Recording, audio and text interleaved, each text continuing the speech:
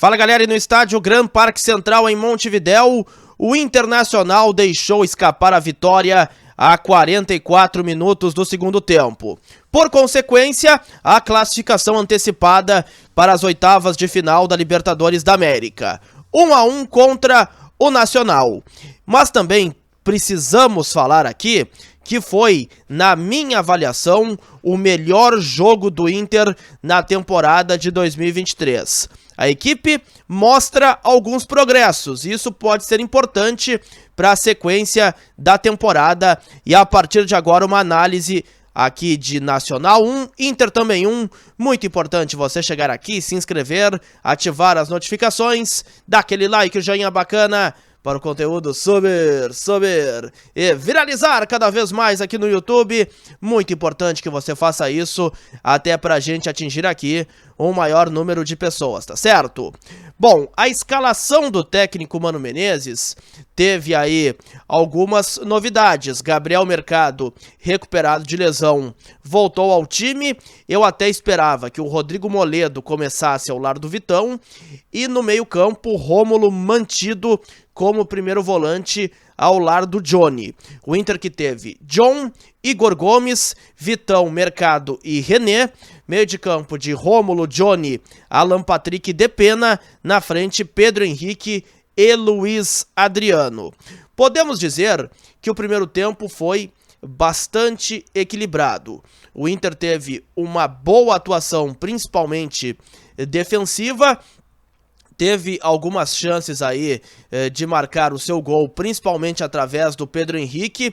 Tem um chute no início da partida que o Rocher faz grande defesa. Um pouco antes da segunda finalização do Pedro Henrique, em um cruzamento para a área, o Mercado escora. Já estava impedido, é bem verdade. O Johnny chuta e o Rocher faz um milagre, até o gol seria invalidado. E no final da primeira etapa, em um passe do Alan Patrick, o Pedro Henrique chuta forte e o Rocher faz uma grande defesa, evitando o primeiro gol do Internacional, que teve nos seus meio-campistas os destaques. Rômulo dando uma dinâmica e um poder de marcação muito forte no meio-campo. Até me considero falar aí que foi um dos melhores do Inter na partida enquanto esteve em campo. O Johnny como segundo volante também fazendo uma ótima atuação, e o Depena mais aberto como um ponteiro direito também dando muito boa resposta. Veio o segundo tempo e o Inter voltou melhor para a partida. Teve chances de fazer até mais do que um gol. Antes até de fazer 1-0, o Pedro Henrique, ao invés de chegar chutando, perde no dominar a bola a chance de fazer o primeiro gol. O Inter pressionava, marcava forte, chegava bem no ataque, até que, numa ótima jogada de construção, o Pedro Henrique dá uma bela assistência e o Alan Patrick chega batendo e fazendo Inter 1-0. Logo depois, Mano Menezes optou por dar maior gás no seu ataque, retira o Luiz Adriano e também o Pedro Henrique para colocar o Wanderson e o Alemão. E os dois jogadores definitivamente não entraram bem na partida. Hoje o Wanderson, que eu considero bom jogador, teve, na minha avaliação, uma atuação comprometedora. É isso mesmo, comprometedora. Por quê? Quando tá 1-0, o Alemão dá um belo passe e o Wanderson mais uma vez perde a chance de acabar com a partida, fazer o 2-0 ali, que seria, sem dúvida, o gol da vitória do Internacional.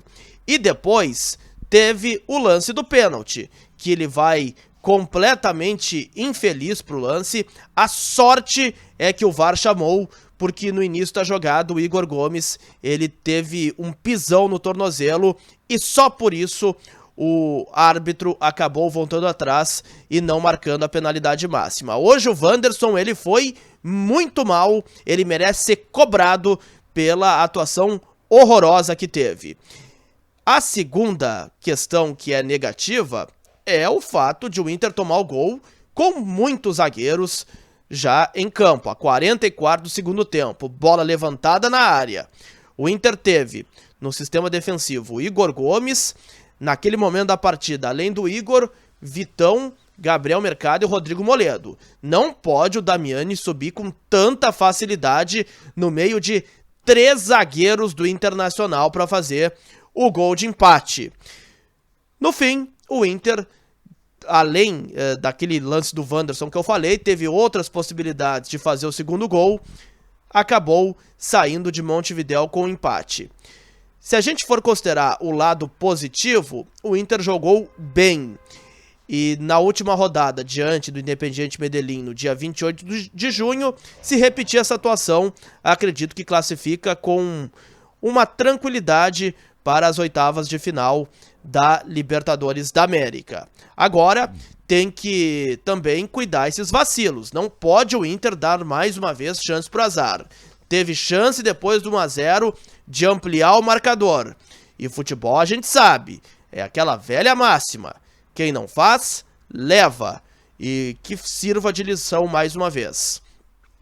A boa notícia da noite, Rômulo como primeiro volante. Gostei demais da atuação dele. Deu dinâmica, deu poder de marcação, deu uma consistência importante no meio-campo. E na minha avaliação foi um dos melhores jogadores do Inter na partida. Um empate com gosto amargo, apesar de boa atuação. Assim eu defino Nacional 1, Inter 1 no Gran Parque Central em Montevidéu.